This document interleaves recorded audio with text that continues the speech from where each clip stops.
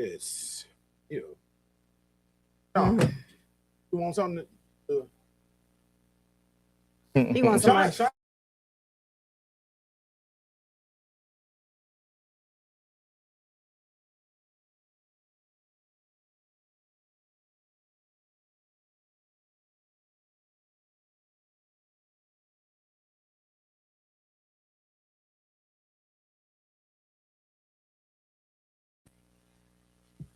welcome to the Antonio Parkinson Project. Today, we are talking Trump and the Epstein files. I can't even get it out. Also, sibling beef between Glorilla and her sister.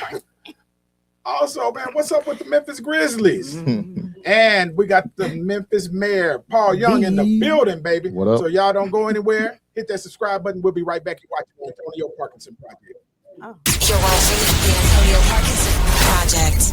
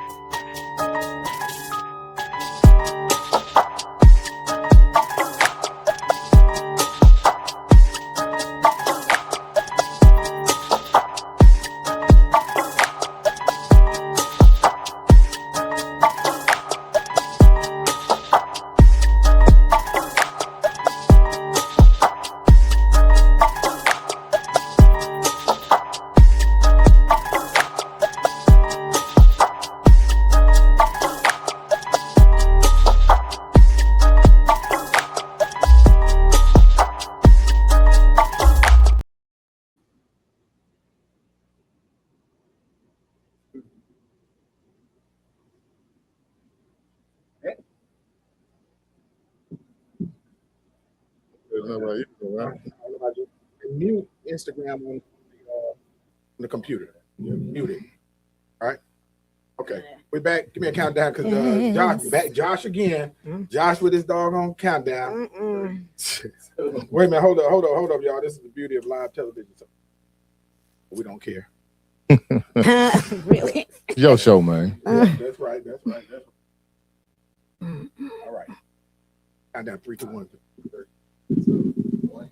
Welcome back to the Antonio Parkinson Project. You're watching the fastest growing and the award-winning add that Memphis market. Let's go, baby. Give it up for that. Yes, indeed.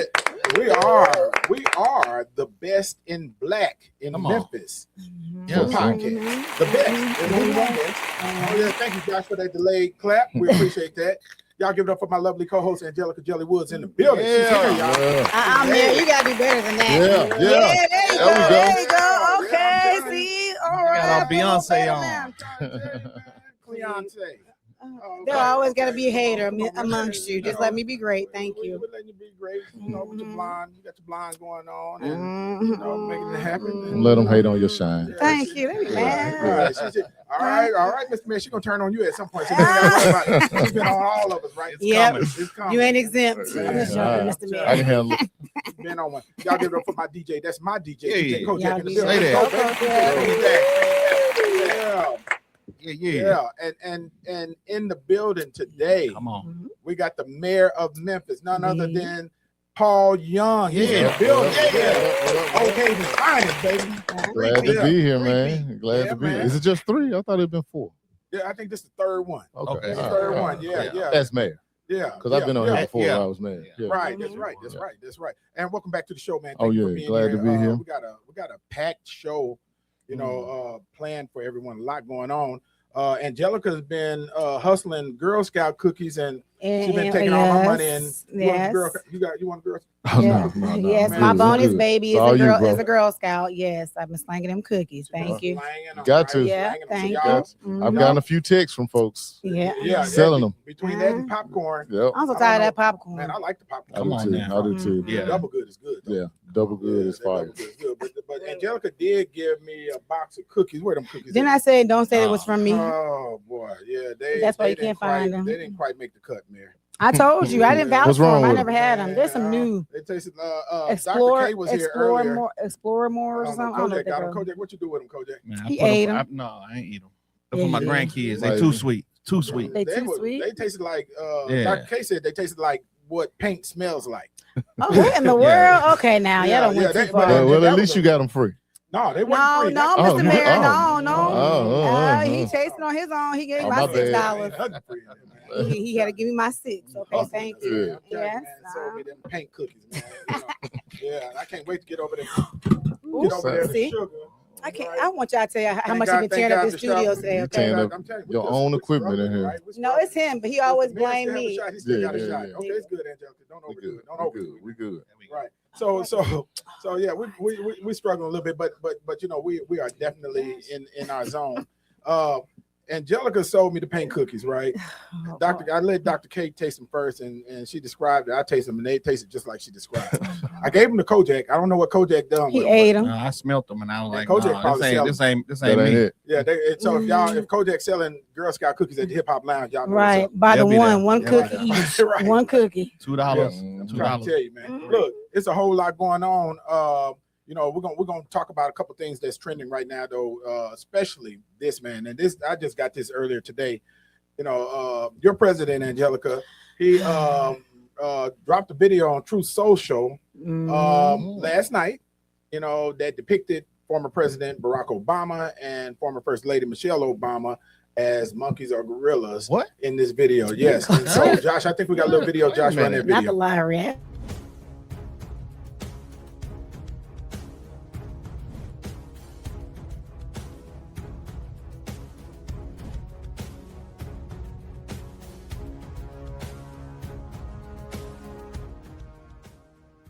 Just hours ago, a new controversy involving Donald Trump ignited online, and it is already sparking widespread outrage across social media. This time, the allegations center on a video shared on Trump's own platform, Truth Social. According to multiple reports and screenshots circulating today, February 6th, Donald Trump reportedly shared a video that included racist imagery of former President Barack Obama and former First Lady Michelle Obama. The images are described as depicting the Obamas with monkey or ape-like features, a representation that has a long and painful history as a racist trope used to dehumanize Black people. That context is why the reaction has been so strong. The claim first emerged from anti-Trump accounts and quickly spread on X, formerly Twitter. One post from the account rPox Against Trump stated, quote, "Trump just posted a video on Truth Social that includes a racist image of Barack and Michelle Obama as monkeys. There's no bottom." Similar claims appeared on political forums such as Democratic Underground, where users referenced a specific video posted late last night. According to those who say they saw it directly, the video allegedly mixed election fraud claims with AI-generated or digitally altered images of the Obamas at the end. Several users have described the imagery as AI-made, but still deeply offensive. Screenshots and links to the post have been shared widely, with many saying the content crosses a new line in political discourse. And so, hey man, look, That's hey, ridiculous. Trump, That's Trump. You know, ridiculous. I tell people one thing, you know, a couple things, right? One, you know, authenticity is the nucleus to charisma. So authenticity draws people to you. Trump got a lot of people that follow him, right? Because he's authentic. He's an authentic asshole, but he is authentic, right? He is who he is. He is That's who for he sure. is. He does not sugarcoat it. He does not, try to hide it. And but this one, right? He really went there with this one. I mean, uncut to his people.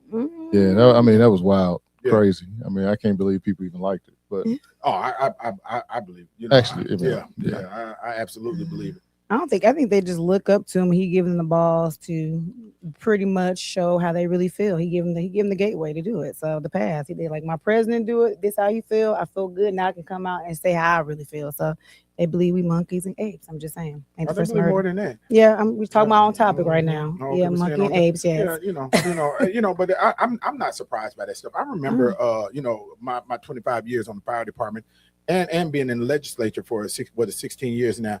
Almost every other year, you get somebody that uses the N-word or this, that, and other, so on and so forth, right?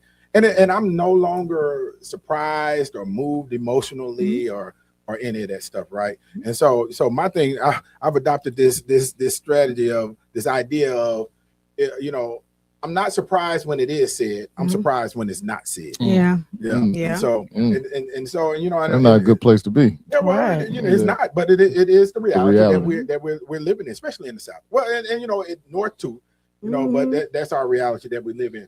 And so, you know, but anyway, speaking of your president, Angelica. Why you gotta be my president? You know, you're from Iowa. Whatever. So, no, I'm just kidding. Whatever. He's believe it or not, you know. Are you from Iowa? Yes. Oh. You didn't know Now, that? Mr. Mayor, now I didn't know that. sometimes, yes. Black girl from Iowa, Mr. Mayor. Yes. Born Might and be the raised. first one I met. Yeah, that's all. Right. There's one more. Yes. Sister. You met her Man, before, yeah, yeah. she got a twin too. Twin. So, Yep. so, I yeah, met so the twin. when- I met the Yeah, twin. when they left Iowa, you know, it wasn't but about 2 or 3 black folks left up there. So No, nephew's here too. So Oh, is yeah, that everybody? Yeah, nephew is here Yeah. too. I'm Oh. surprised. She's sneaking them in. Hey, speaking of nephew, I'm surprised he didn't try to get on the show. But Oh, speaking of yeah. nephew, man, somebody sent me a picture of Cinnamon. Oh God, from Lamar. Get outta man, here. yeah. So Get outta here. we had to address that again, and also we Oh, do need to God. talk about at some point too, and maybe not now while the mayor's here, but we got to talk about this Valentine's Day blind date thing too, because people been sending their stuff. He might recommend somebody to put on a blind date. He might I ain't know got some nobody. single- No. I'm not putting my name He's on talking about husband. He's nobody. like, I don't want to be in the middle of referring There'll nobody. be somebody with on social nobody. media tagging me, telling me what I did. Yeah. Nope. Find your own. Right. But Fine, look, you know, continuing down this line with Trump, you know, in that video. Now, this is what really surprised me about that video. So Tim Scott of all people, came out and said this was the most racist thing I've ever seen What? come out of the White House, right? Tim Scott. Yeah. Yes, Tim Scott. And I think we got a little video on Wasn't Tim he Scott, like- so wasn't we he can like show buddies? remind everybody who Tim Scott is. Weren't they buddies? Which is hard. I mean, did you ever think that she actually appointed you, Tim? And think of it, appointed, and you're the senator of his state, and she endorsed me. You must really hate her. No, it's a shame. It's a shame. Uh-oh. I just love you. No, that's why he's a great politician. That's why he's a great politician. So this is a great evening, and So this is why we were surprised that it was Tim Scott that said this is racist, you know, because Tim Scott literally just extracted his head from President. I said butt buddies. Right. That's what I just Oh, said. is that what yeah. that means? No, yeah, butt Oh, buddies, okay. I same didn't know what thing. that- Okay. Yeah, we ain't gonna go He's there. been so shady since the Just beginning of trying- this I'm show. I'm trying to keep you from getting the mayor jammed up with folks out here because you know, you what, kept coming up with all Oh these no, new- I'm good. I'm Right, good. Thank right, with you. all these new, Oh, God, anyway. whatever. So that was happening, but also, you know, of course, this is happening. You know, the racist video was dropped, and this is happening in the midst of all of these files being dropped by the Department of Justice. 3 million pages 3 million. of Lord. Epstein files. Who is going to go through 3 million pages of this stuff, man? And this stuff is really 3 you know, million. Look, it- Kojak said 3 million. 3 Yeah, million. wow. Yeah, and there's a lot of craziness in this stuff. I mean, it is unreal. Some of the stuff that's you know showing up, and then now I'm at the point. Honestly, I don't know what's real, what's fake. So, unless it's coming from a credible news agency, I don't even post the stuff or you know repost stuff. But I think we got some video on it. At that, Oh, Lord. Oh, the Lord. next one. Stay tapped in, Oh, bro. Lord. Epstein files, you talked about Democrats who were in there. Elon Musk was also in there, and so was your Commerce Secretary Howard Lutnick and correspondence that he had with him. Did you read those new files that were published by the No, Department of I didn't, Justice? I have a lot of things I'm doing, you know, a lot of things I'm doing. I don't know. You mentioned 2 names. I'm sure they're fine. I'm sure they're fine. Otherwise, it would have been major headlines. A lot of women who are survivors of Epstein's are unhappy with those redactions that came out. Some of them, entire witness interviews are totally blacked out. Do you think they're that they also should be unhappy more with the fact transparent? that they thought they released too much. You know, I heard that, and you tell me something else. So, I think it's really time for the country to get onto something else. You know, now that nothing came out about me, other than it was a conspiracy against me, literally, by Epstein and other people. But I think it's time now for the country to maybe get onto something else. But what would you say to people who feel like they haven't gotten healthcare justice, Mr. President? Something that people care about. Yeah, what did you say? Go What would ahead, you CNN. say to are the so survivors bad. who feel like they haven't gotten You are justice? the worst reporter. No wonder CNN has no ratings because of people like you. You know, she's a young woman. I don't think I've ever seen you smile. I've known you for 10 years. I don't think I've ever seen a smile Well, on I'm your asking face. you about survivors. You know why? of Jeffrey You know why you're Epstein's not president. smiling? Because you know you're not telling the truth, and you're a very dishonest organization, and they should be ashamed of you. These are survivors of a sexual abuse or health. Sound like it was already out, Josh, when I heard that. but yeah, but you know, it's craziness going on, you know, and the more stuff that they drop, it's almost like a drip, right? Then you got Department of Justice dropping their files, you got the Epstein estate dropping their files, and a lot of stuff is redacted. But some of the stuff that is not that they are showing is kind of stuff that I've seen anyway. It's a lot disturbing actually. Also, you know, there were some files that dropped where the president, they say the president was redacted, but the victims weren't redacted. Oh yeah. And so there's a huge uproar about that also. Also just this week too, and we're just gonna get through these quick important stories that people do need to know. Also this week there was a hiccup with the Tennessee Secretary of State's office and the online voter portal, voter information portal, and bad hiccup. You know, people were trying to go online to look up their voter information, and they were, you know, I guess getting notice that their voter information did not exist. And I think we got some video on that. Josh, run that video, please. Tennessee voters checked their registration status, and there were no records to be found. What's up, y'all? It's Amber, the MLK 50 creator in residence, and your favorite policy organizer, of course.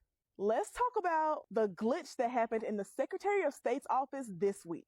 Late Tuesday evening, dozens of people all over Tennessee were posting on social media about receiving the message, "No record was found," when they went to check their voter registration status on a state website. So many folks raised the alarm that State Representative Tory Harris reached out to Secretary of State Trey Hargett and alerted him to the issue.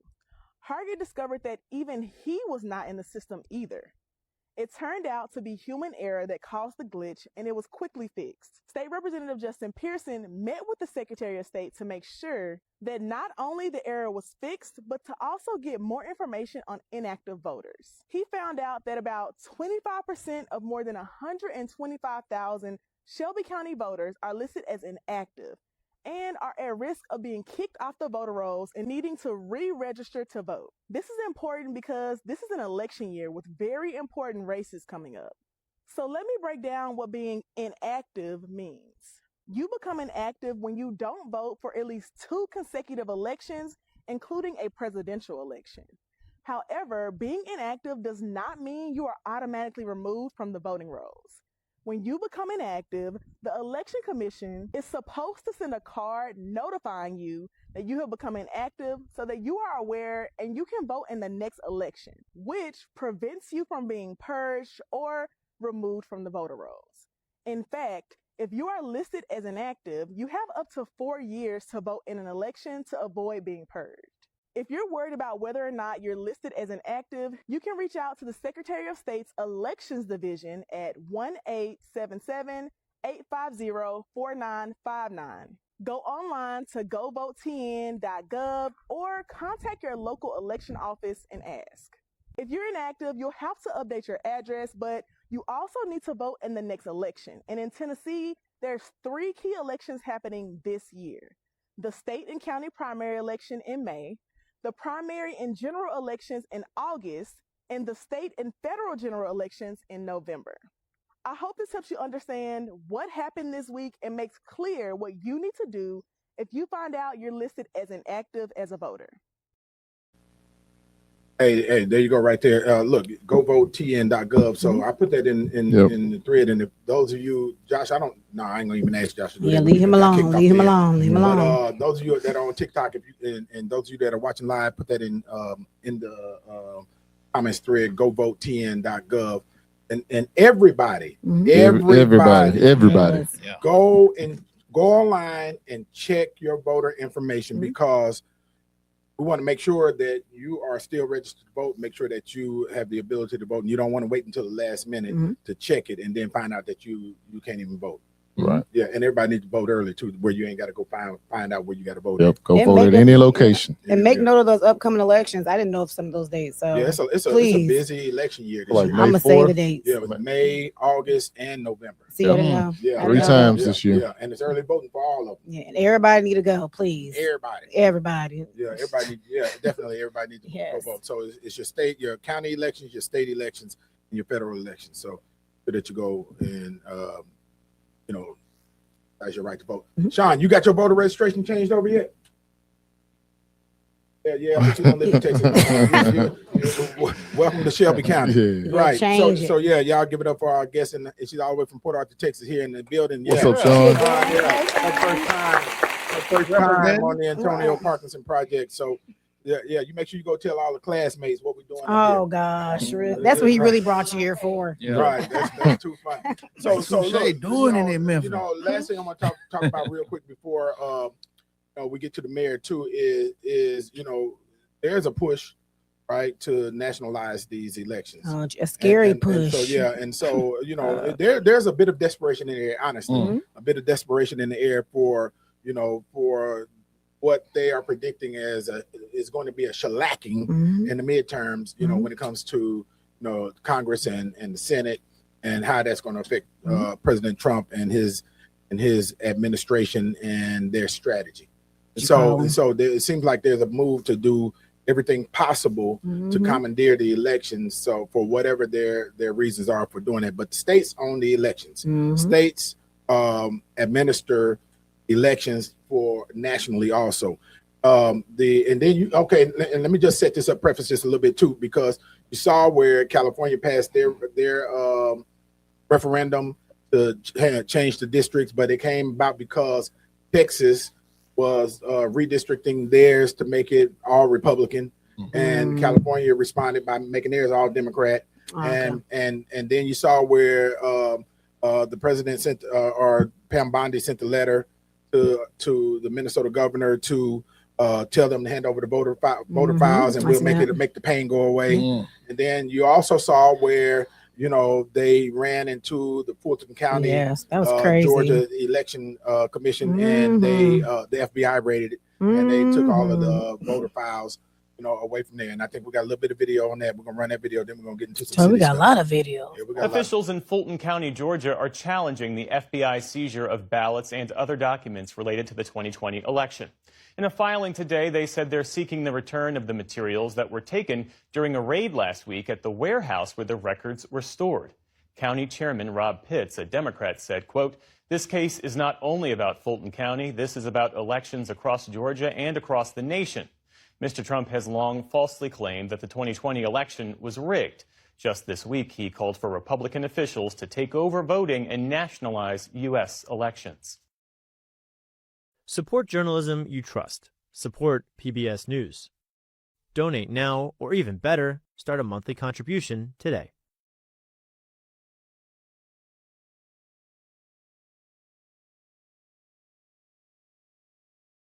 And while that video was playing, the chain of custody of votes, when votes are cast, they have to be sealed. They have to be, everybody has to know it went from here to here to here, sealed, or so that there's no tampering. Now that the FBI or the feds have raided Fulton County, Georgia, they don't have a track on chain of custody. Who had the boxes?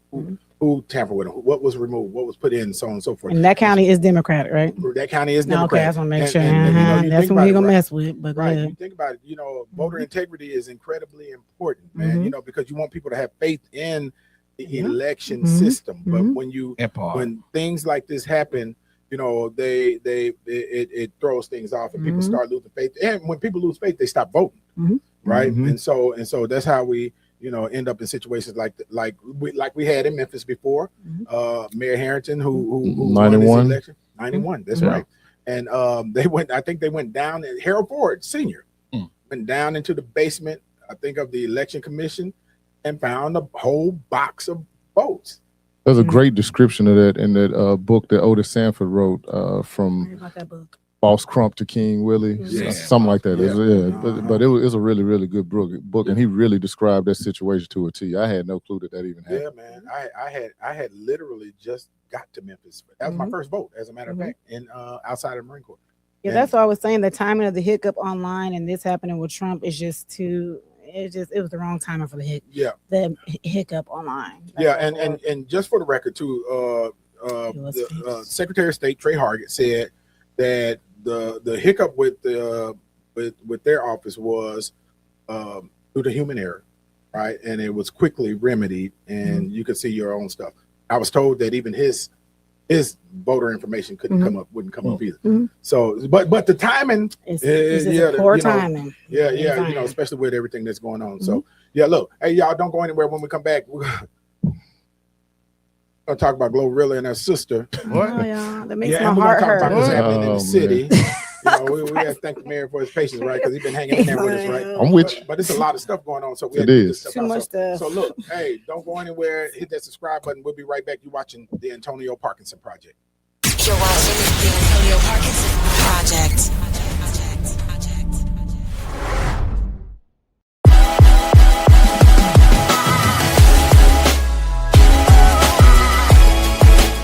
Hello, I'm Memphis Mayor Paul Young, and it's my honor to announce that our city, Memphis, Tennessee, is going to host the 23rd America's Competitiveness Exchange, May 10th through 15th, 2026.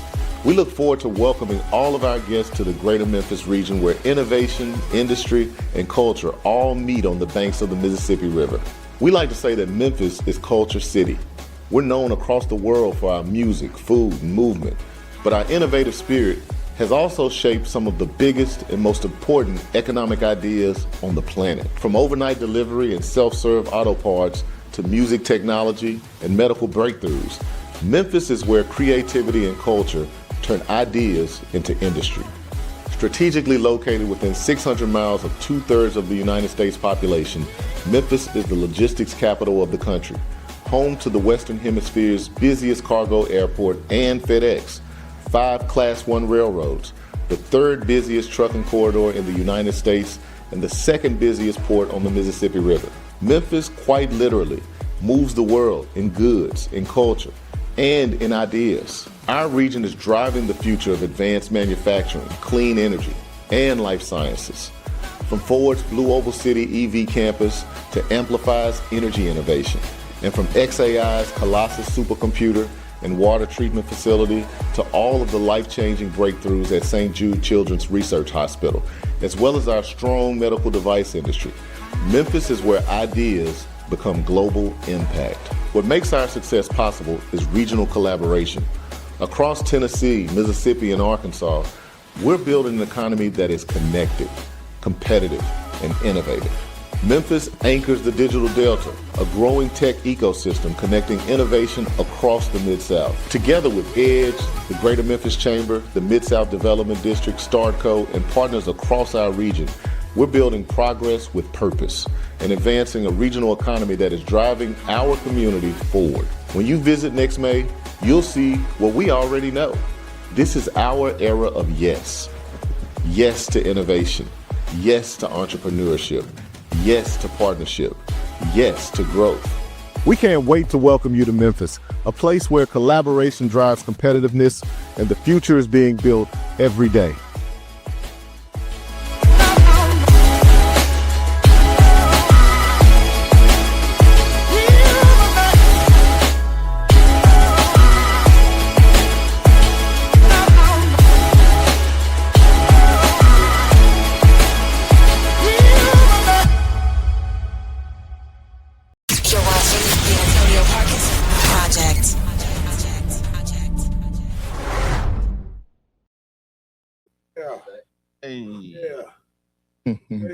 Hey, we still Turned going. up. Hey. Think you're back at D&D, don't you? Man, I'm trying to tell you, man, that track was banging, boy. Look, that's some good energy. That's a good promo piece. It is. What you pay? What you pay? $200-$300 for that? No, we got great people on the team at the city of Memphis. Shout out to Larshay Watson, great dude. Man, he puts it down. On point. Super creative. Hey man, but the real talk, that was dope. But man, you know what I like about that, honestly, is we got it's so much. Man, there's so much stuff happening, and people just don't even realize it's here. Be able to put it all in. And we got to start bragging. We got to start poking our chests out a little bit and let people know. That's what I said for sure. It's going in my commercial real estate package. Yeah, but a link to that. Yeah, every because we deal with a lot of folks outside, and they trying to get a feel for Memphis. Yeah, man, that's on point. Yeah, you got every realtor, both commercial and residential, needs to download that. Every entity in the city, from the school board, from the school, from Memphis and Shelby County schools to the churches, to everybody needs to be pushing this video. Message. This video needs to be out. Yeah, well, just real quick, that video, we made that video because the America's Competitive Exchange was hosted in Argentina last year. We were able to send somebody from our team there, and they were able to present to that group that we were going to be the next city. Where they're going to be hosted. People from all around the world are going to be in Memphis later this year. So so it's approved. It's happening. This is happening. This is happening. We've already sealed the deal. I can't remember the dates, but Joanne Massey at Economic Development Growth Engine. A number of other shout out to Joanne. A lot of other folks have been working on it, but it's a big deal. So we want to brag to the world and show what we got. That's huge. So what does that look like though? What is that event? So and don't get me to go in too deep because I don't know all of the nuances of it, but my understanding of it is it's a gathering of creators, innovators, city leaders from all across the world, and they have a forum where they talk about different strategies, ideas. They do a lot of tours in the community that they're in.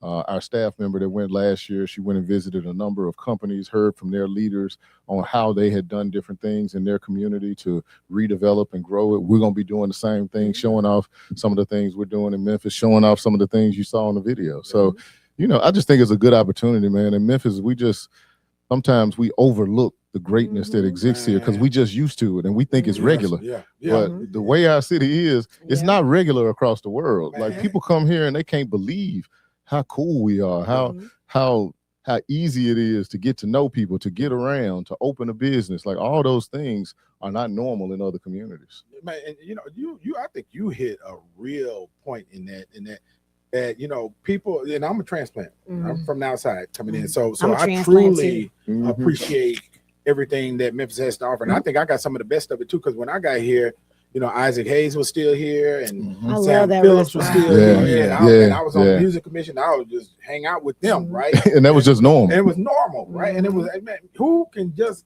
pick it with Isaac Hayes and the person that discovered Elvis and and other folks, man, but the innovation, people, man, don't get me started on this, but people don't understand level of innovation that comes out of this city is crazy. And I'm not just talking about innovation from the new dance or the new sound. But all of that is part of it. Yeah, it's part of it. But hell, Holiday Inn started here. Piggly Wiggly, the first self-service grocery store started right here. Piggly Wiggly, the first one where you could walk up and pick up your own food. Before that, it was behind the counter and they go get all your things. First that started here. Started here. Holiday Inn.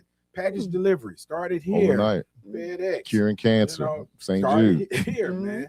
And people don't. I learned me some history today. Look, Jukin. You remember when we had Al Capone and DJ Zirk them on the show? We talked about how Club No Name changed the way the rap world existed. Yeah. Right when they slowed the music down. Right, and people. Hey, look, one thing happened, Kojak. Yeah.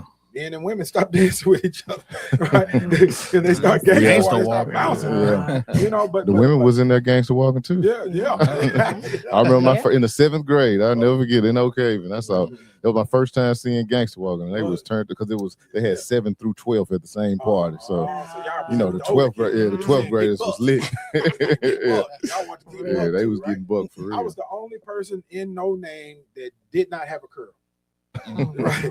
Or a go-to, right? I was still in the military, but I still had my military Marine Corps haircut and was probably looking corny as hell in there. But I was getting ran over in that gangster walk line. I had to learn it. You figured it out. I was so uncoordinated. It was crazy, man. I was uncoordinated like a mug, but I learned it. You get ran over about 6 or 7 times. You lock in.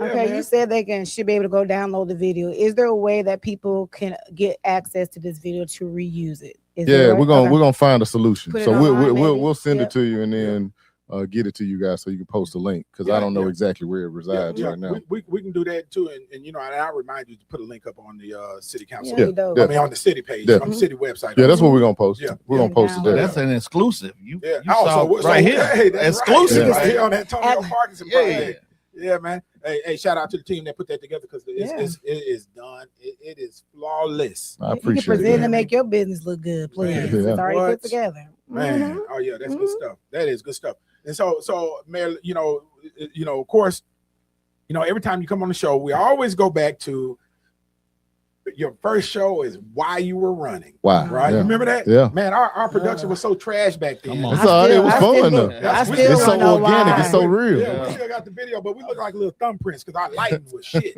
Right? You didn't hear the mayor. He said, "Ooh, it's bright in here." I said, "Got a little you know what to do with dark skinned folks like myself now." Right. You seen the cameras and everything that we had, man. We're totally remixed now, but.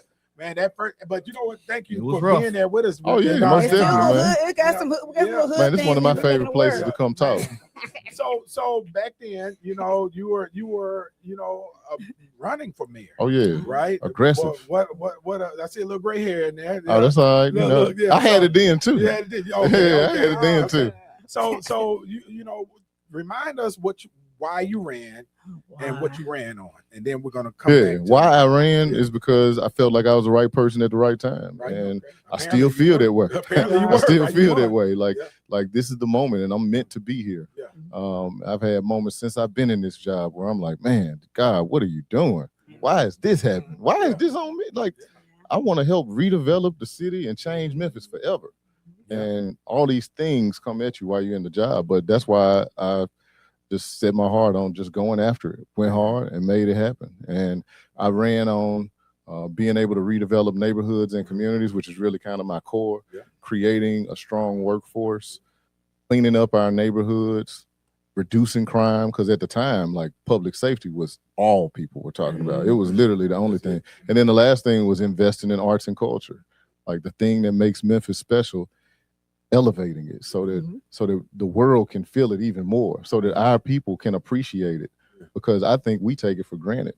I was talking to some folks from they were from overseas, and they were talking to me about talent in Memphis and where can they find it. I was like, just go to church on Sunday morning. It don't matter, pick one. Whichever one, and you're gonna see talent. So you can go to karaoke here. Anywhere you go, it's all over. Somebody told me, they said that they were talking to some like national person, and the national person was telling them that Memphis has an outsized impact on the culture based on how many people actually live here. It's a city of 615,000 people, but the impact on the culture makes it feel like we're a city of 2 million. That's a powerful statement. We're definitely fighting above our weight. We're punching above our weight class.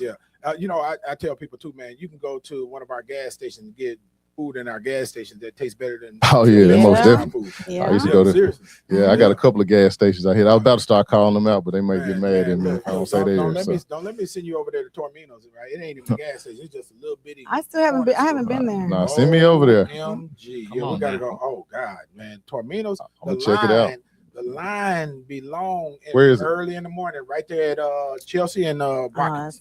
The line be out the door. Right, and been that way for years, and they don't even really serve breakfast. They serving pork chops and stuff for breakfast. Man, them women, man. Tenderism. Really?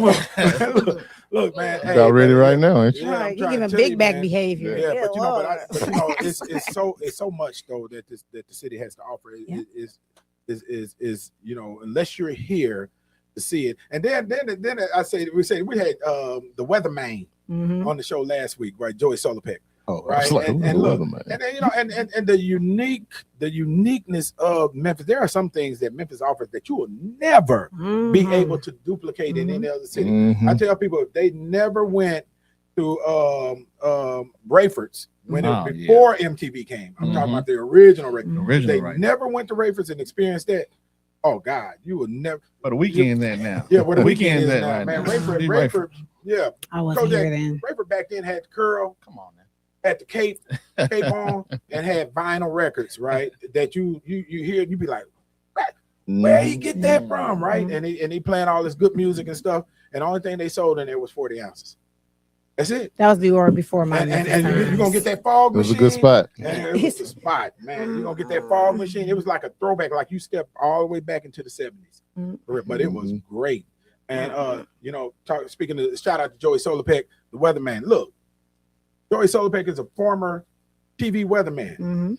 And when the weather gets bad, more people go to his Facebook page to get the weather than the news. Yeah. Only in Memphis, right? And so there's so many unique things that the city has to offer, man. Can I add to what they have to offer? Yeah. Because I'm from Iowa, and even being a parent, so like some of the activities, even through the library, the city rec, I was at the barbershop, and I have my daughter doing the most random things because I try not to make her like a tablet child. There's so many free things. We went to go see magicians. I don't even know what neighborhood we were at. Bubble Works. We went and did like Lego activity at the Y. They even got Zoom. It's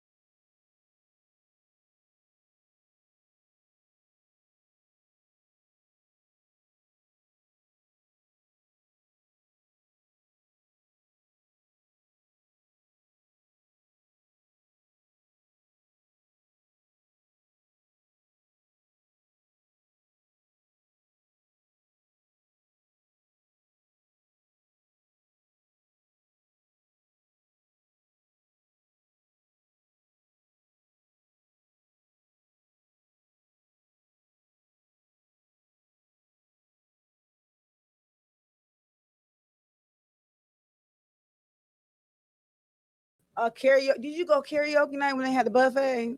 At Silver Spoon? Wednesdays. At Silver Spoon or Love? Silver Spoon. Okay. Nah. On Wednesday, you probably. I've been a lot of nights. I don't know. I was on struggle bus. You go Wednesday. They had the buffet line. Then you get spaghetti and wings. I used to go after work. Y'all know about that struggle. Yeah, I was there. Karaoke. Nah, I remember level 2. You remember that? Was it level 2? I used to okay. Level 2. Level 2 was it. I used to love level 2. Where else? That's about it. I don't go nowhere now, really. Oh, yeah. Boop, boop, boop. I have, well, now I ain't gonna know what I look like anyway, so okay.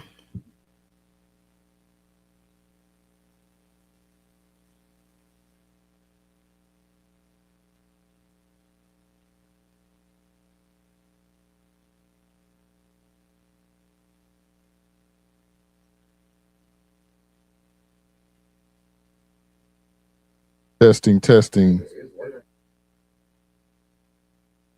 I see myself. Yeah, I can see myself.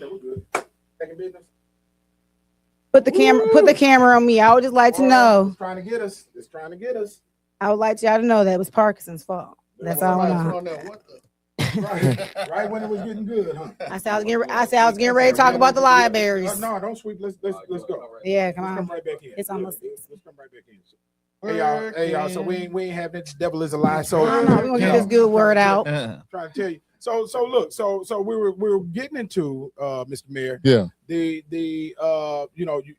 your reasons for running, and one of the things was because you wanted the city to be safe. Yeah, definitely. Right. And so tell us how. Well, before we get into that, because there was some stuff. Somebody was telling me that. Oh, no, let's not go there first. Let's go. I'm ready for it. Yeah, let's get ready. into walk us through where crime was when you started to where we are now. Then we're gonna walk this thing. Yeah, I mean, and I do think that's a really important starting point. When I was running for mayor in 2023, we had one of the highest years we've seen in many, many years. We had record number of homicides. I think we had 400 homicides that year. 400. Whoa. So more than the number of days in the year.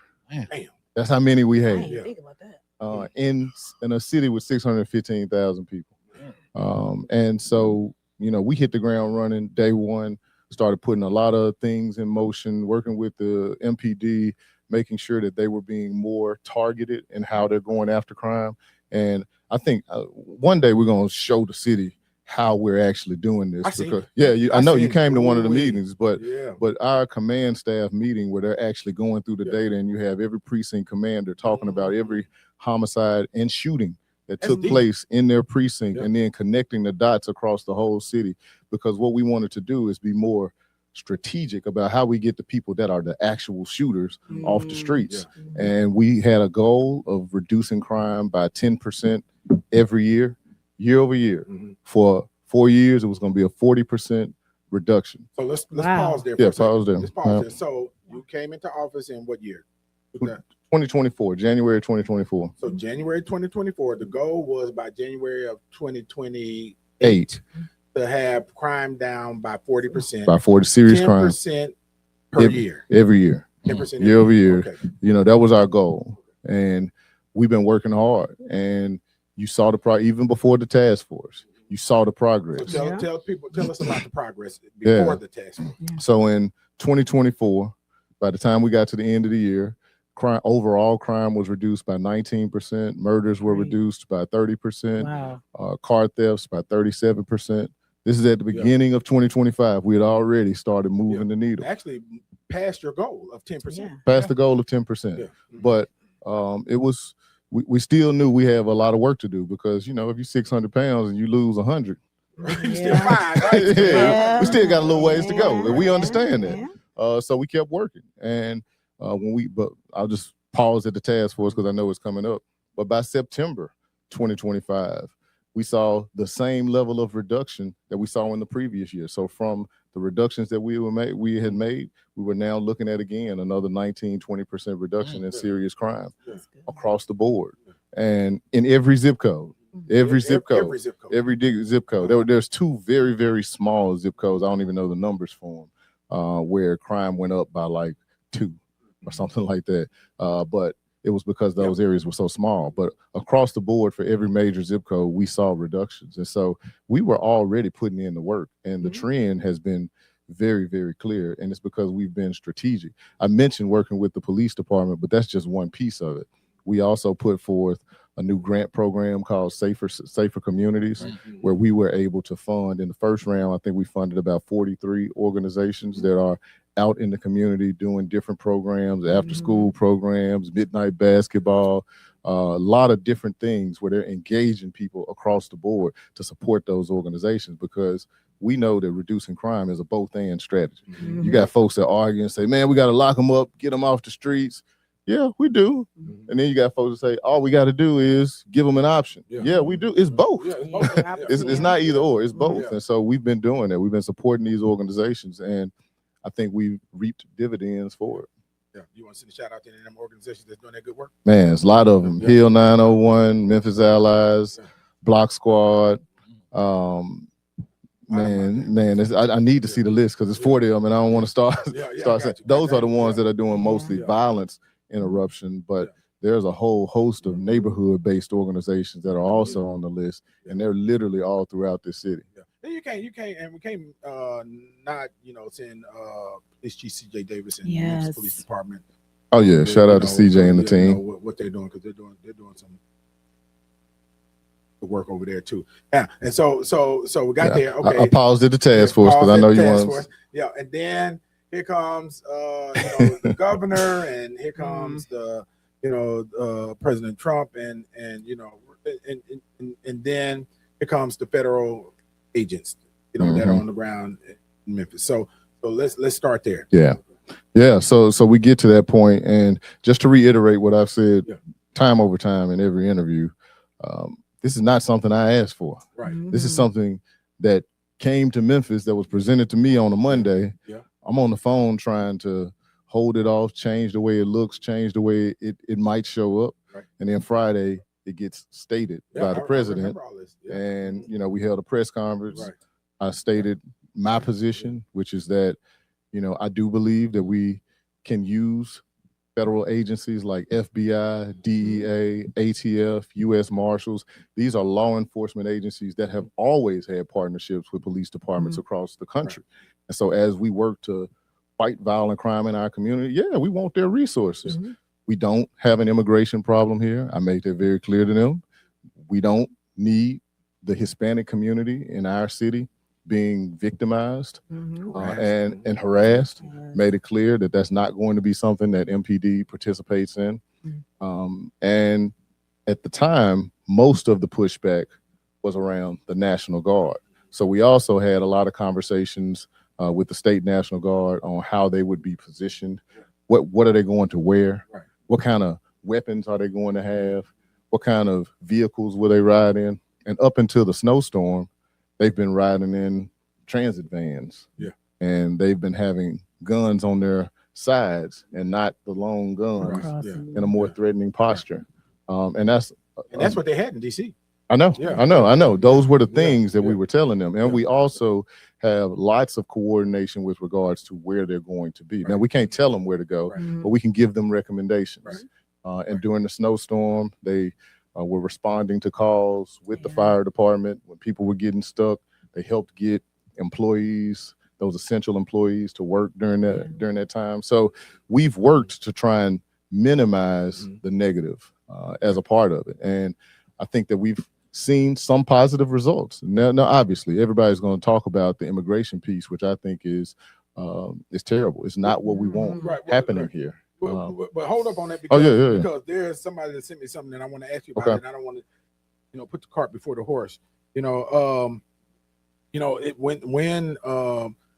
some of the criticism that you received, I received some too, right?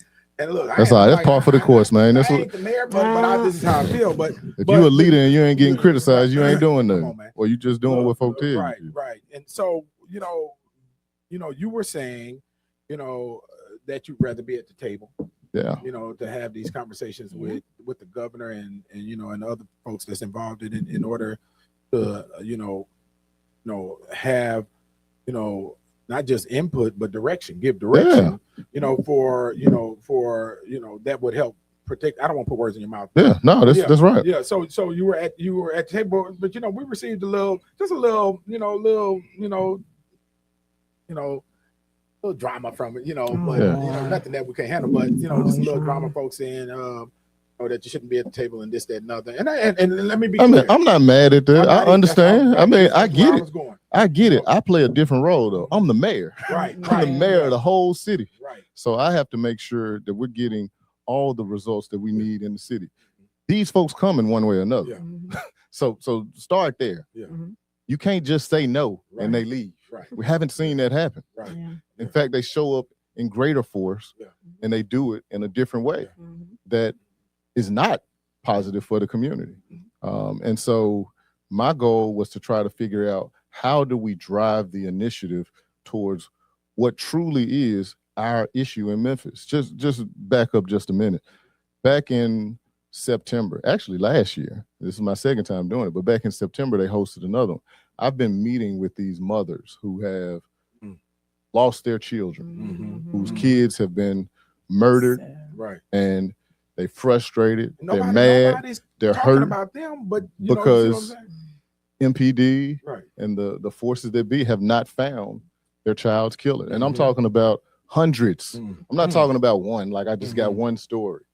That's bad enough. I'm talking about hundreds of parents that are filled at a church, filled with tears, talking about the pain that they feel because they have not gotten closure because they lost their loved one.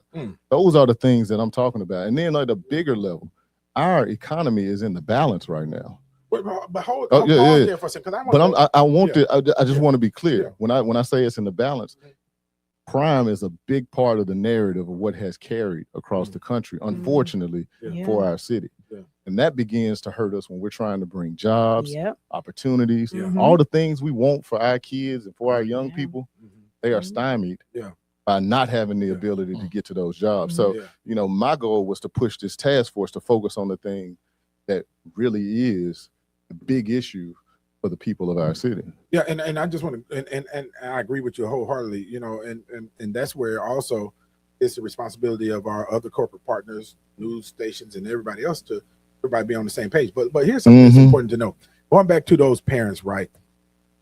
If you've never seen or witnessed or looked into the eyes of a mother that has lost a child, man, it hurts, man, to violent crime, right? It's the and I'm not minimizing by saying this, but every mother that I've seen that has lost a child to violent crime at the same glazed over look, like their soul has literally left their body, right? And I remember Artez Henderson, over in Ridgecrest Apartments.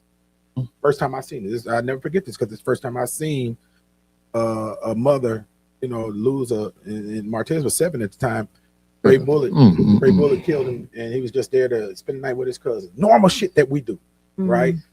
You go over there, you can't wait to get over to your cousin's house, spend the night and have fun, and somebody was out there shooting recklessly and has lost his life. Brenda Henderson, who I'm still in touch with today, I remember the look on her face. That's the first time I saw it. You would never, ever forget.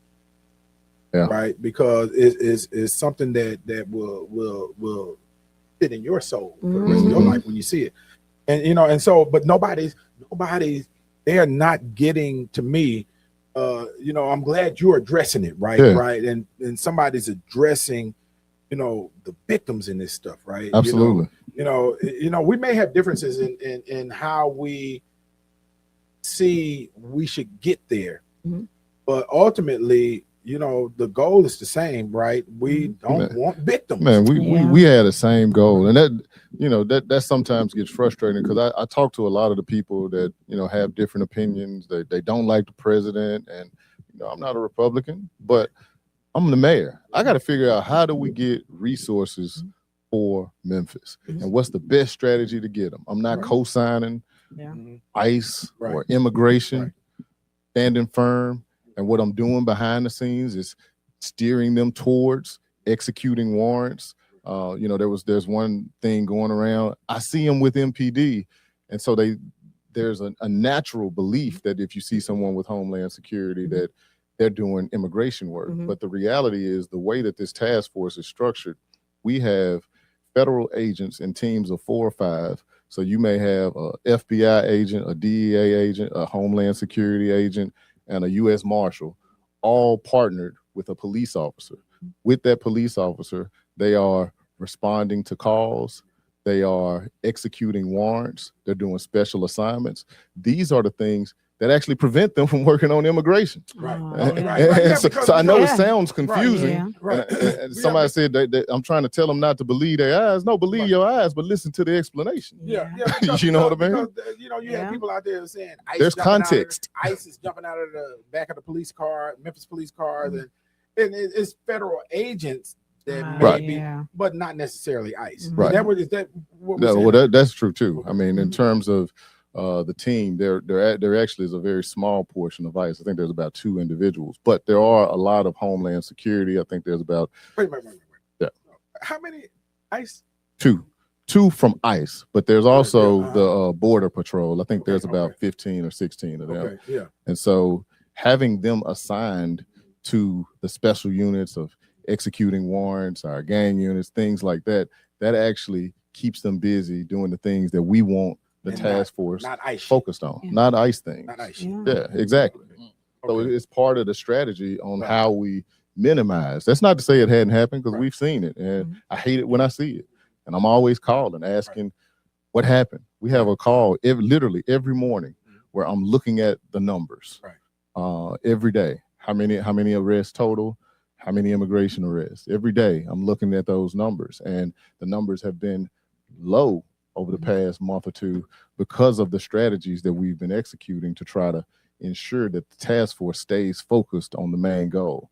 We don't want our Hispanic community being terrorized. The Hispanic community makes up about 9% of our population, the fastest growing population in the city of Memphis.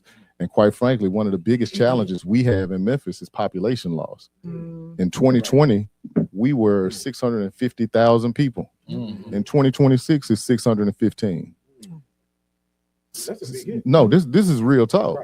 As a city, when I say like we're at a turning point, we're at a tipping point where we can go up or down or stay stagnant. Growth is a part of being able to ensure that your economy is moving in the right direction. So we want all of our communities to feel safe, especially the ones that are growing the fastest and contributing to the economy. And so, my goal is to do everything within my power to make sure that we're protecting them.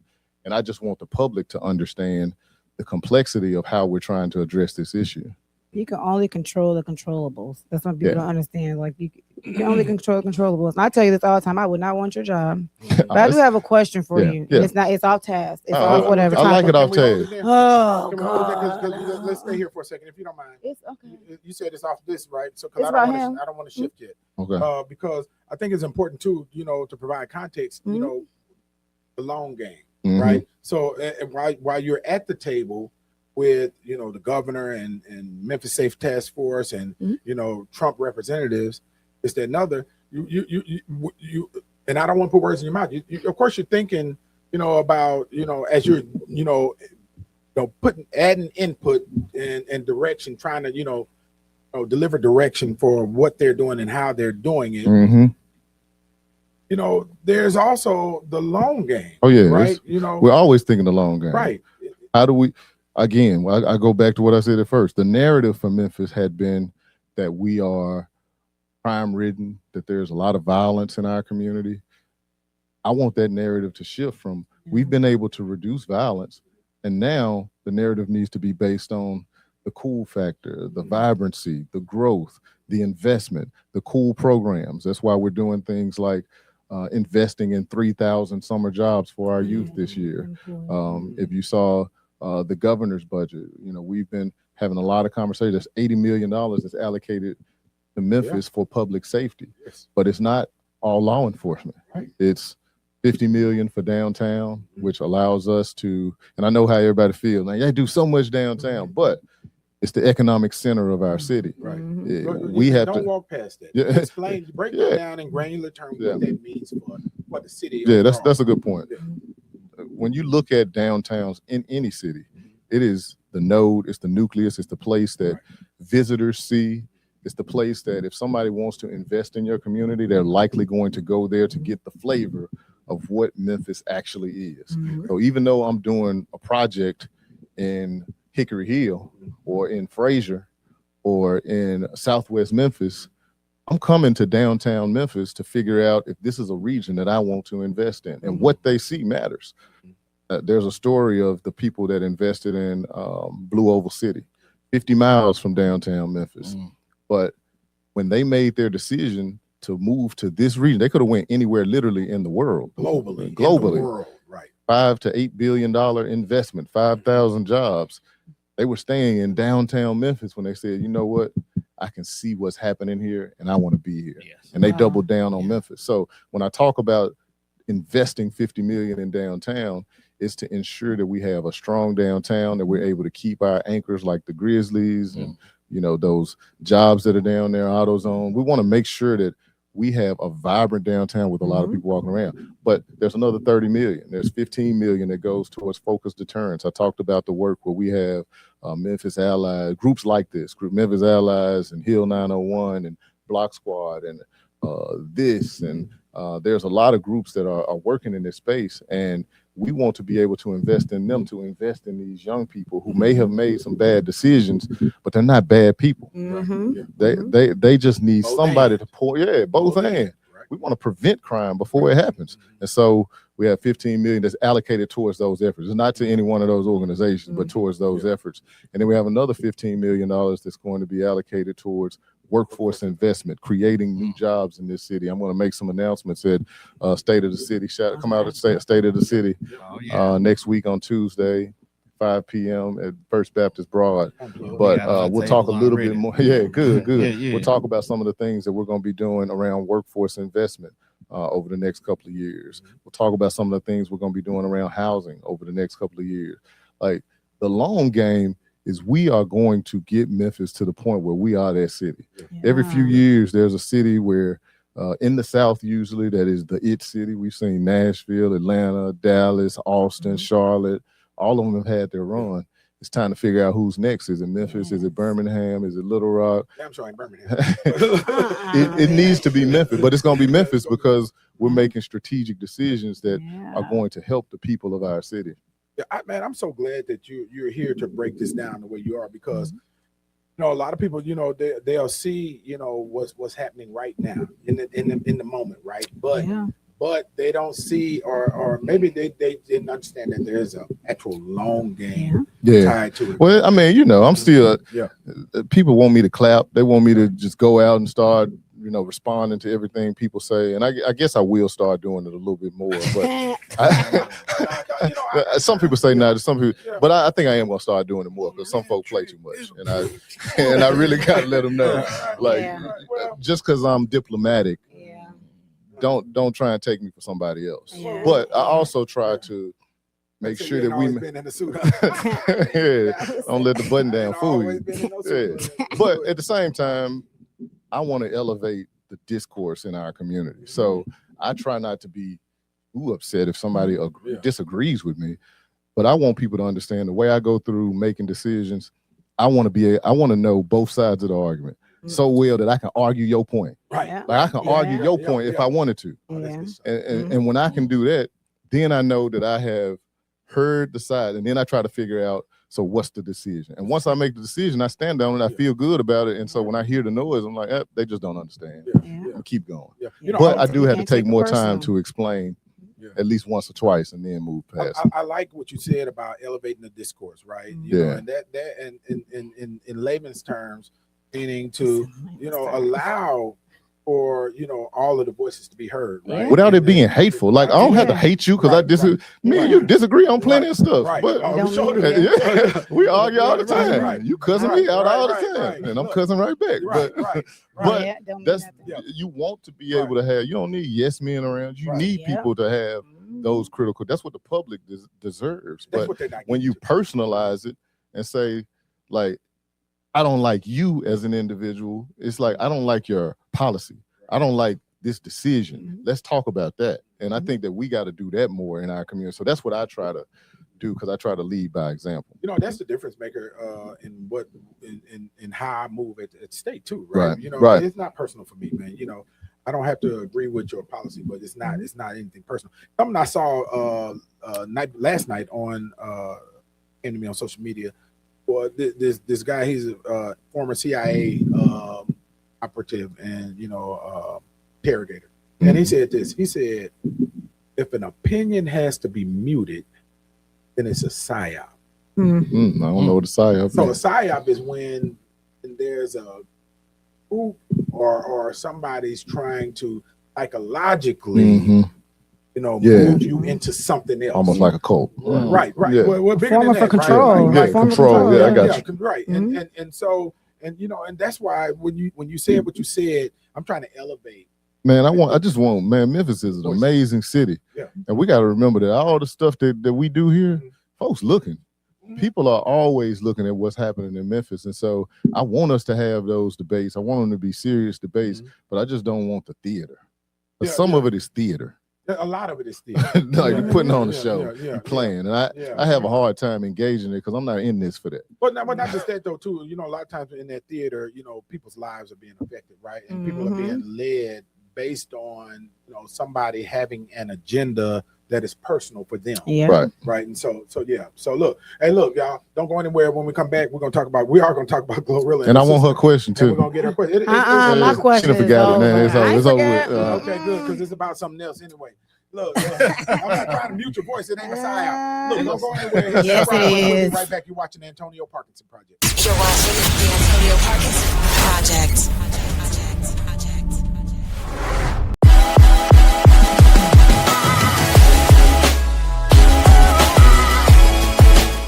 Hello, I'm Memphis Mayor Paul Young, and it's my honor to announce that our city, Memphis, Tennessee, is going to host the 23rd America's Competitiveness Exchange, May 10th through 15th, 2026. We look forward to welcoming all of our guests to the greater Memphis region where innovation, industry, and culture all meet on the banks of the Mississippi River. We like to say that Memphis is Culture City.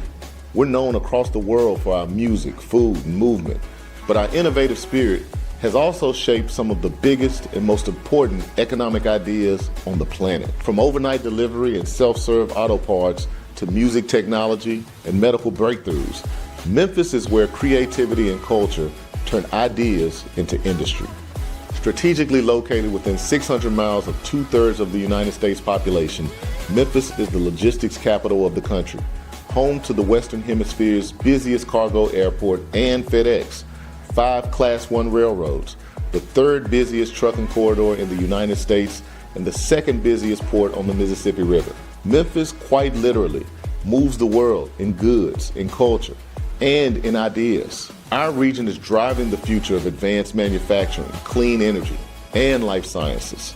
From Ford's Blue Oval City EV campus to Amplify's energy innovation, and from XAI's Colossus supercomputer and water treatment facility to all of the life-changing breakthroughs at St. Jude Children's Research Hospital, as well as our strong medical device industry. Memphis is where ideas become global impact. What makes our success possible is regional collaboration. Across Tennessee, Mississippi, and Arkansas, we're building an economy that is connected, competitive, and innovative. Memphis anchors the digital delta, a growing tech ecosystem connecting innovation across the Mid-South. Together with EDGE, the Greater Memphis Chamber, the Mid-South Development District, StartCo, and partners across our region, we're building progress with purpose and advancing a regional economy that is driving our community forward. When you visit next May, you'll see what we already know. This is our era of yes. Yes to innovation. Yes to entrepreneurship. Yes to partnership. Yes to growth. We can't wait to welcome you to Memphis, a place where collaboration drives competitiveness and the future is being built every day.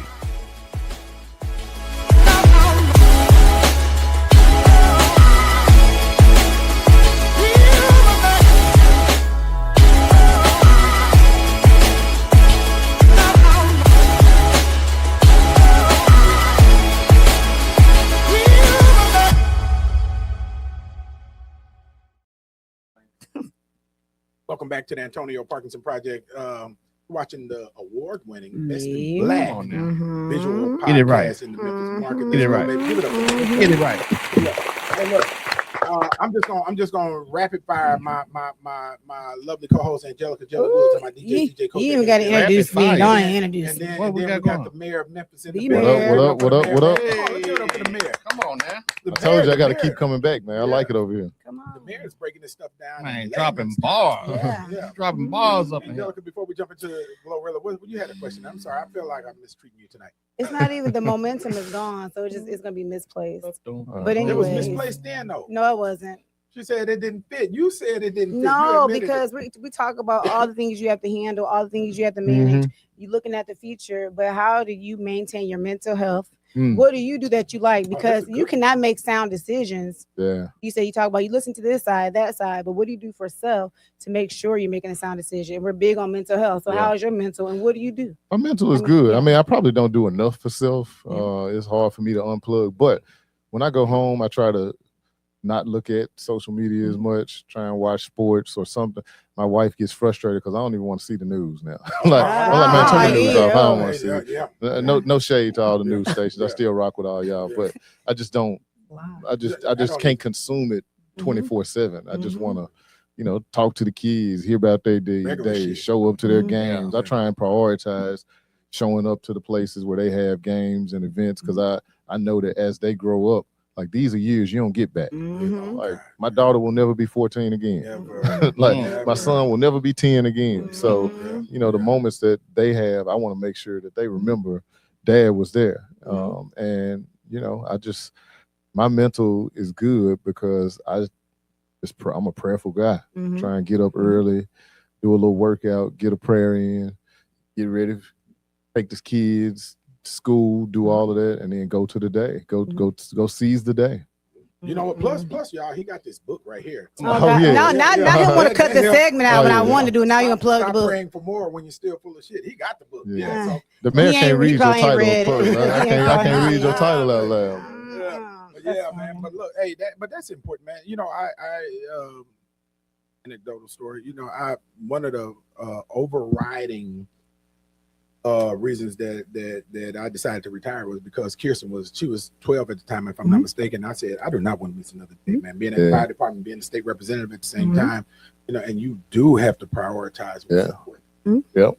Most definitely. Bring it back. You can't. You cannot bring you it don't back. get those years back, and they remember. Oh God, they remember these moments. Who was it that said? I posted this on social media, but it said, the only person that is going to remember those 80-hour work weeks that you worked are your children. Man, that's a hard line right there. Think about that's that. a bar. Yeah. That's a bar right there. I mean, I remember I quit my job at Memphis Light Gas and Water when I was pregnant. I just said my child's not going to daycare where she can't speak up, and I quit my job. And everybody thought I was crazy, but you only get it once. I mean, I want to make sure she was taken care of. so.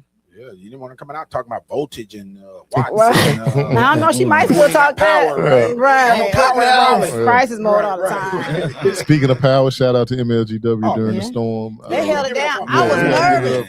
I was nervous the whole time. They put in a lot of work to make sure that they happen. Like they work hard. Yes. Hey, shout out to Memphis Light Gas and Yes. Water because what's happening in Nashville right now? Right. Yeah. Boy, the head of NES is catching it. Oh yeah, I know. I've seen some of it, and I've watched some of the mayor of Nashville's press conferences and things. But our teams worked hard. I know folks were mad about the roads, but the problem with the roads was that we had temperatures that were below freezing for like 9 days straight. So every time they make some progress on the road, nighttime hits, it freezes back over, and then the plows don't work on ice. So we got to wait till it gets slushy again and come back on the same routes. And so it was just. And they were salted and brine too. And we did all of the pre-treatment. It just doesn't work on ice. And they're having that problem all across the country. I just saw my friend and Philly mayor, Sherelle Parker. She's dealing with some of the same things up there. They did a great job. Yeah, they worked hard. They did. They really did. But speaking of nothing, God. So Glorilla, I ain't got no segue for this. So Glorilla's sister. Yes. I think her name is Victoria Woods. Victoria Woods. They call her Scarface Woods. She calls herself Scarface Woods. Yeah. I guess they call her Scarface. I'm not insulting you. Don't come from me. Please, Don't Lord. come from me, Victoria. But I I don't hear all that yell. That was a lot of yell. She voiced her passion. No, that was more than opinion. That was passion about how she felt about her sister's success and what should be done with that success. And I think we got some video, Josh, on that video. Oh, Lord. One of my brothers called my mama, asking her for $40 to pay his phone bill. You got Rambo riding in nice cars. That's not our cousin. He riding nice motherfucking cars. You damn right I'm obligated to something. This bitch was sitting here talking about us sleeping with Red, and then she was telling the truth. You know, you used to be in the house. Flat air mattress, all this shit laying on the floor. Damn, bitch, it was flat. Mama used to cook us a big ass can of beans. No herb. And then y'all said, how was our relationship before we started? Okay, it started from Gloss. That's how me and Gloria, we wasn't cool when she first hit, but it started from that Gloss bitch. And she ain't even cool with Gloss no more, because Gloss is a motherfucking snake. That's how the shit started with Gloss. But we were still going to, family functions, you know what I'm saying? But we weren't as close as we used to be, because she was standing up for Gloss, because Gloss was on some junky ass shit. Fuck. On God. And she don't even fuck with the bitch no more. Now I'm sick, bro. I'm sick of, you know what I'm saying? Y'all glorify this bitch. My mama still doing the clock and motherfucking FedEx. Now, the rent shit was about a year or two ago. Gloria. 50. Yeah, I watched it. I'm gonna be honest. I'm gonna be really honest. Don't judge me. I watched the stream while it was live. I did. Okay. It was a lot of yelling. I can't do a lot of yelling, but you watched it for 50 minutes. I did. Yeah. I did. I was scrolling the comments. She sent it to me. That's how I knew. But no, I did my research for the show because he swear to nobody do no research or nothing. But anyways, I was looking at the comments. It just makes me feel. It makes me feel sad. But let me ask a question. It makes me feel sad. Let me ask a question. Yeah. To those of you that are watching, our viewers, do you feel okay? How do we frame this? If you come up or you make it, do you feel obligated to take care of your family or put them on? Pretty much. If you can take care of them, you can put them on now. Put them on, you put them in the business, they take care of themselves, or you take care of them and you pay all their bills. It's two different, unless I'm saying two different ways. Well, yeah. Do you do you owe something to your family if you take it, right? Do you owe to give back to your family? Now, let's qualify family. We're not talking about your wife and the kids. Yeah. We're talking about their uncles and oh no, that's extreme. No, they're not going that far. It's just mama, daddy, just sisters, depends and on how you brothers grew in up. this situation. They are the uncles and aunties. The brothers and sisters would be if Glow had kids. Listen. We talking about stereo. Let's talk about now. So with that, that's Glow's immediate brother, sister, mama, the dad. mayor's immediate family and your immediate family would be your husband and your kids. That's your immediate family. Your sister, your twin. That's my immediate family. Yeah. I mean, I think it really just depends on the relationship, and everybody is an individual. I mean, I'm not definitely not getting into that one, but how much money you giving Dorcas? Man? That's why I was gonna ask you have any siblings. I was gonna ask you have siblings. Hey, she working hard. She working hard. She working hard. She don't need my money. She don't need my money. But it just depends on their relationship, and I hope they smooth it over, man. I hate to see that happened because there's love underneath all of that. They mad, frustrated. It's love and trauma. That's what I was gonna say. They just got to work through it. Hopefully they'll work through it outside of social media and just. Oh, it's over for that. For now, man. They family. They family though. This a pass. She'll probably get a reality show or something out of it. But Kojak, that's what you was gonna say, Kojak. Yeah, that's I was what you gonna always say the say, same thing. Kojak. Trauma. After the I was guest gonna answer, say that's what I was gonna say. Exactly what I was gonna say. Right. But trauma, this is about trauma, man. I think she just need a hug. Glow, you go give her a hug, and then $2,500, and you out of there. Yeah, but then you really know. That's all she asked for was $2,500. But too, you really don't know some people's financial situations. Not saying people flodge. When I moved to Memphis, y'all, he gonna clip me for this. Yeah, I have seen flodge into a whole nother level. Like it was mind blowing. Not saying what you mean. What you mean, flogging? Like living beyond their means, putting on. You will see their car they drive. You pull up to the house, and they have some good $1,200 weave, and you like what? I not saying don't happen where I'm at, but it's to another max. So you don't really know what she has. what she's dealing. You really don't know. I don't look at maybe because I do PR. I don't look at what you post. It may be something else going on. She might be tired. You don't know. You don't really know. That's how I feel. You know. don't Some know. years ago, there was You a don't young know? lady. She was 19 years old. Never forget this. She She's 19 years old. Charlie Caswell called me. He said, "Hey man, we got this girl, this young lady. She's 19. She just had a baby, and she's on her own. And she has an apartment, but she don't have any furniture. It was in Fraser." He said, "Man, come on, man. Let's get together, man. Figure out a way to get this girl some furniture in there for her and her baby." I said, "Okay, cool." So we got her a house full of furniture. We pull, you know how we do. Pull all our folks together, So find a nice. way. Right? We got her a house full of furniture, and she was doing this television interview when she got that furniture, right? And she said this, and it blew my mind. It made me think, right? Because I hadn't thought on this stuff. She's 19, right? She said, and she was obviously wise beyond her years. She said, a lot of my friends, like when they get their income taxes back or something like that, they'll be on social media, Facebook, you know, balling in the club, this, that, and the other, showing their money off, this, that, and the other, and so on and so forth. Then she said this.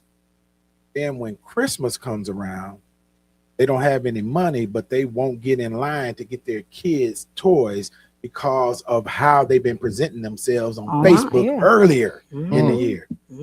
Right? You see what I'm saying? And so to your point, Angelica, you know, you never know the situation, but here's what I say. There's a book out there called A Framework to Understanding Poverty. You ever read that? You should read it. Oh, you should read that. By Ruby Sounds Payne. like a great book. By Ruby Payne.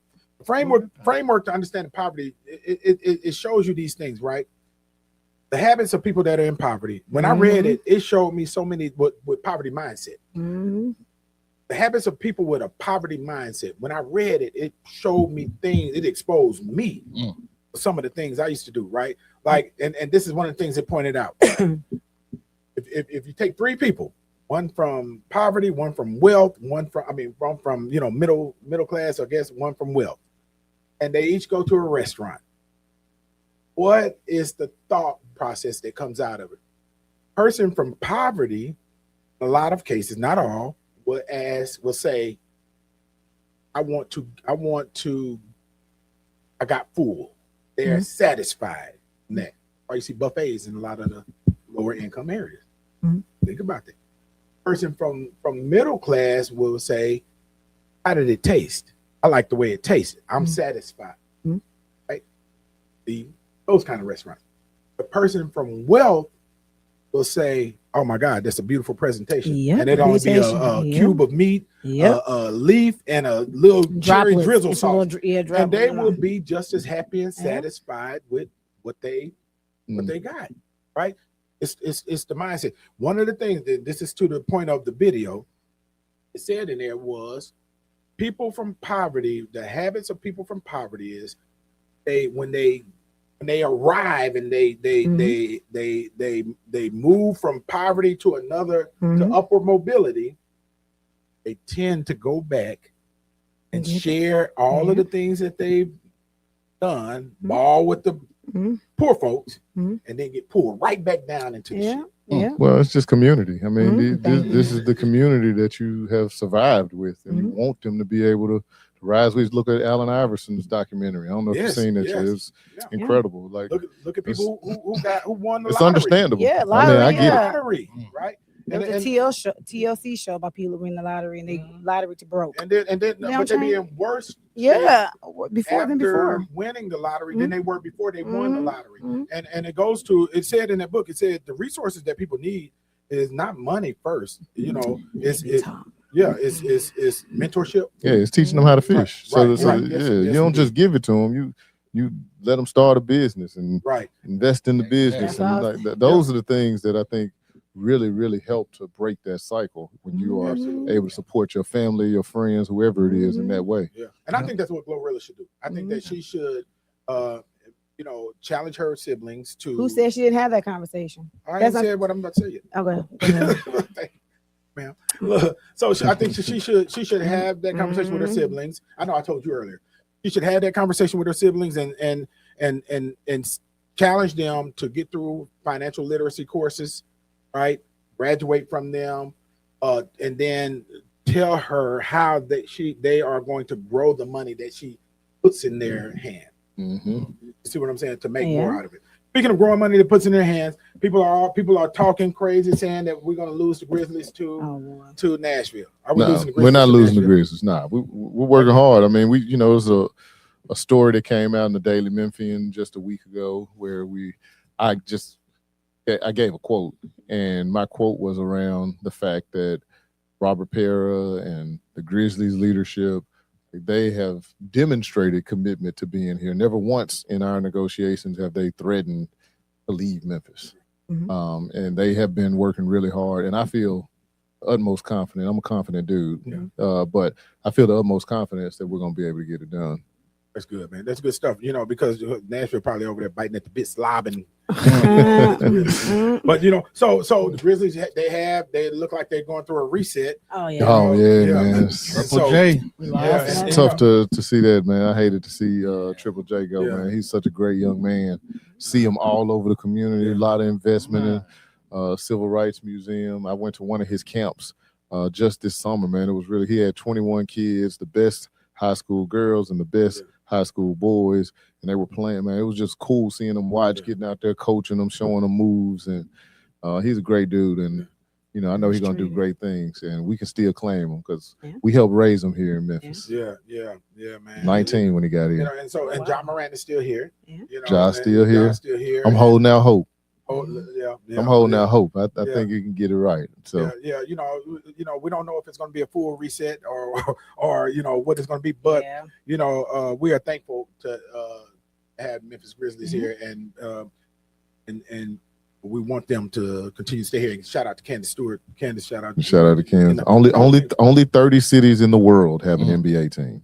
Think about that. I think we need to remember that. Put it in perspective. Yeah. Only 30 cities in the world.